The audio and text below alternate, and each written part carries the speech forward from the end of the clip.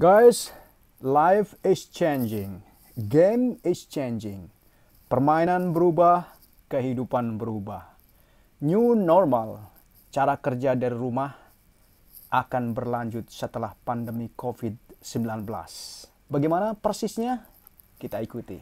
Dilansir dari kompas.com, Facebook dan Perdana Menteri Selandia Baru adalah pendukung cara kerja fleksibel ketika banyak perusahaan lain mempertimbangkan para karyawannya untuk bekerja kembali dari kantor.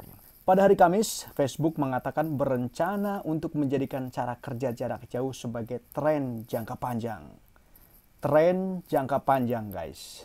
Jadi bukan hanya 1 bulan, 2 bulan, tapi tren jangka panjang adalah cara kerja yang fleksibel. Bagaimana detailnya? Perdana Menteri Selandia Baru, Jacinda Ardern, minggu ini menyarankan kerja 4 hari untuk meningkatkan pariwisata di negaranya. Kerja 4 hari seminggu. 4 days in a week. Good news, right? Ketika kantor-kantor secara bertahap membuka kembali bisnis mereka setelah lockdown, banyak pengusaha yang mencari cara kerja baru, format baru untuk keselamatan dan untuk ekonomi yang akan tetap berjalan. Pendiri dan kepala staf eksekutif Facebook, Mark Zuckerberg, mengatakan kepada stafnya bahwa perusahaan itu akan secara agresif membuka perekrutan jarak jauh pada bulan Juli. Perekrutan jarak jauh. What's the meaning? Apa maksudnya? Dia mengharapkan setengah dari karyawannya melakukan pekerjaan di luar kantor Facebook selama 5 hingga 10 tahun ke depan. You imagine? 10 years ahead. 10 tahun ke depan, guys. Langkah ini mengikuti perusahaan teknologi lain seperti Silicon Valley, termasuk Twitter, yang mengatakan karyawannya dapat bekerja dari rumah selamanya jika mereka mau. Selamanya kerja dari rumah. Wow, saya tidak begitu apresiasi karena kerja dari rumah itu nggak sehat, guys.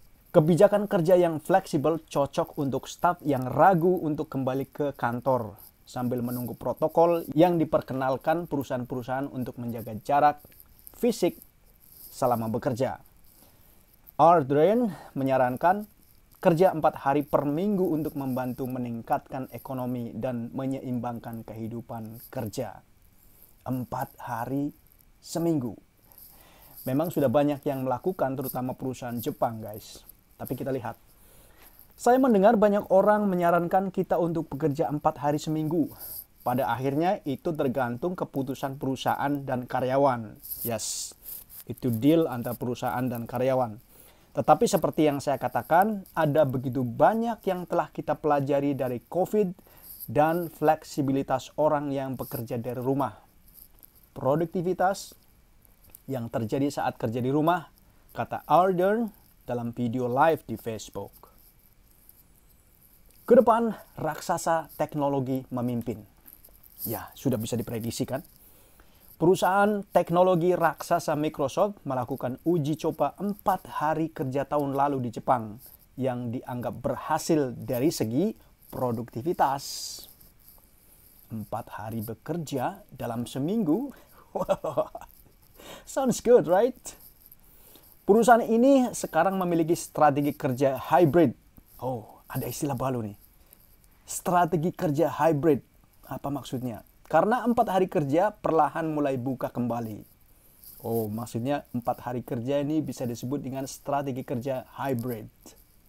Alright? Bekerja dari rumah tetap bisa dilakukan sebagian besar karyawan hingga Oktober, kata juru bicara Microsoft. Jadi Microsoft menerapkan kerja 4 hari kerja sampai bulan Oktober dan setelah itu mungkin akan dianalisa.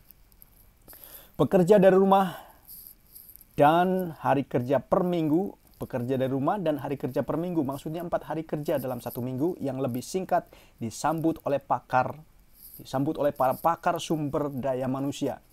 Ini juga akan memberikan keseimbangan kehidupan kerja bagi orang-orang yang membutuhkannya.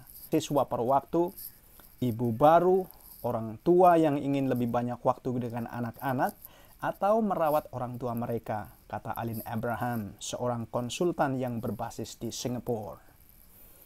Jika setelah COVID-19, perusahaan belajar menerapkan jam kerja fleksibel.